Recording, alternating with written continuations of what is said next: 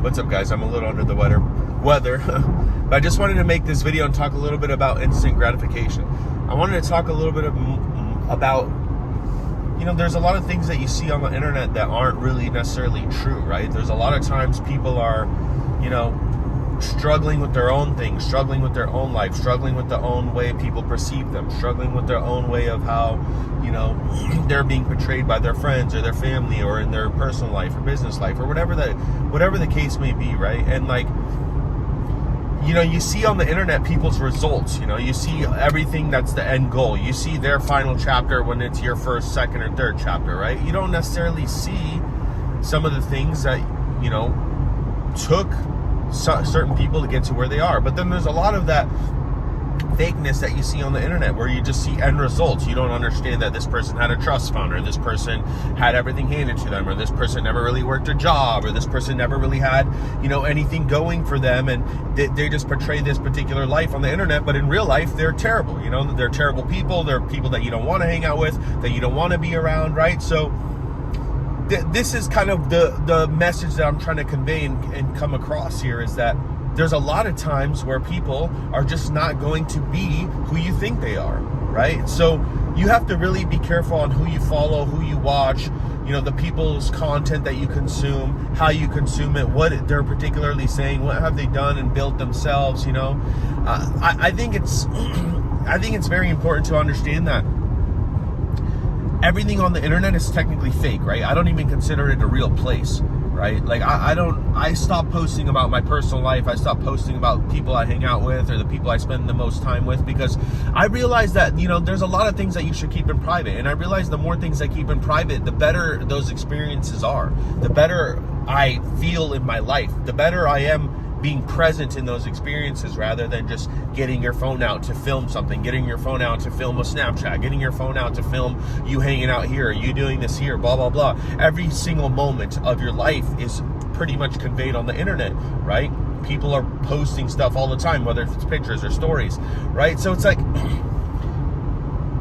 there's a different level to having instant gratification, right? What you see on the internet, and then constantly not even living in the moment yourself, right? So, and what I'm trying to say is that living in the moment yourself and being present, I feel like it feels a lot better. You feel more connected to the moment and the experience, rather than feeling like you need to capture it for people here on your phone. But it's like the most important people should be the ones that you're spending time with, the ones that are present, the ones that are right in front of you, the ones that are right in the moment with you. Those should be the most important.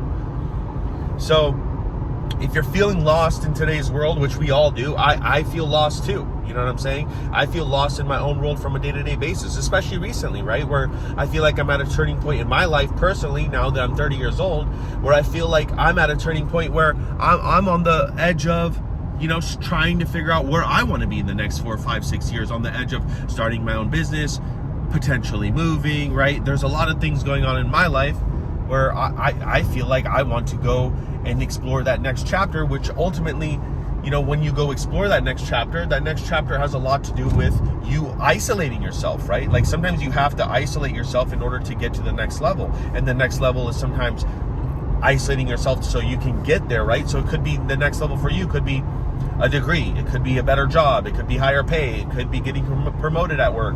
And a lot of that's going to take isolation, because isolation, when you're isolated, it requires self-reflection. It requires you looking within. It requires you to actually dig down and do the work on yourself and say, hey, these are things that I need to improve about my life, the way I carry myself, the way I portrayed outward, what I portray outward. I need to do some inner reflection and some inner healing, or just some inner work, right? Whether if it's better communication, whether if it's better business skills, whether if it's learning a new skill set, whether if it's learning anything in general, right? Whether if it's learning about psychology and understanding how to communicate with people, how to influence them if you're a leader. These are all things that are going to be required when you're isolated. These are all things that are going to just happen naturally when you're isolated, because it requires you to look within yourself. So instead of looking into the outward world, I feel like look within yourself. Read books. There's a lot of good people out there. Dr. Joe Dispenza, Malcolm Gladwell, Jocko Willink. These are people that I listen to on a daily basis, right? So Pedro's Killian, I feel like I listen to his podcast and some of the stuff that he says on his YouTube channel, because these are people that are actually built real businesses and done real things. And obviously the OG like Tony Robbins. So spend some time looking at that, right? I don't know why I even made this video, honestly. Maybe it'll help somebody. This is just something that I was just thinking about over the last couple weeks, especially as I kind of head into my lease ending down in Orange County. And, I feel like I want to, do something else, move up to possibly, most likely it's going to happen. It's not even possibly, it is going to happen. Move up to Beverly Hills, so that's kind of like, what's on my mind, in the sense of I want to be around people and be a product. You're a product of your environment, right? So I want to be around people that are doing things, right? People that are in the creative space, in the design world, in the music industry, in industries in tech, right? Like, these are all, you have to put yourself in positions and be a product of your environment. You will be a product of your environment when you put yourself in positions to hang out with people of that nature that are doing the things that you want to be doing, or heading into the direction that you want to be heading.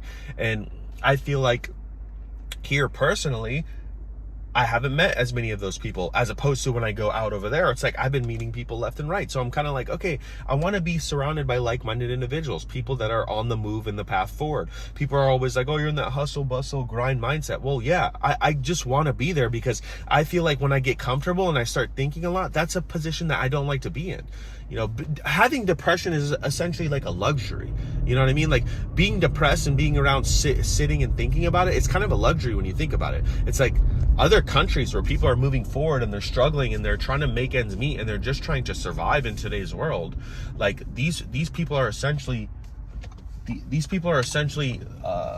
they're not even they're struggling, but these people are essentially trying to move forward every day in life, that they don't have the time to sit around and be depressed. They don't have that leisure, right? Like, here in America, and I feel like it's one of probably the most countries where people are the most depressed. People have the highest suicide rate. It's like, people think a lot. They have a lot of time to think, right? They have a lot of time to sit and reflect, which is a good thing and a bad thing. So I constantly always want to be moving forward, constantly always want to be challenged, constantly always want to be pursuing the next challenge, the next thing. And it's not that you're not happy and living in the moment. Like I was saying, you can do that and still have an attitude of gratitude, right? You could still be grateful for the things that you have today, but still be ambitious enough to pursue the next step, realizing that, I think God's greatest gift to you is the next challenge after you complete the current one on your plate. So anyways, these are just some things to think about. These are just things I've been thinking about. These are just things that I've been working on myself, so I'm honking at this guy because it was a green light for 5 minutes and he just decided to stop. But anyways, here I am telling you while I'm honking at other people. The hypocrisy, right? But anyways, hope everyone has a good day that watches this, if you watch it. But yeah, about to grab some lunch with a couple friends, so see you later.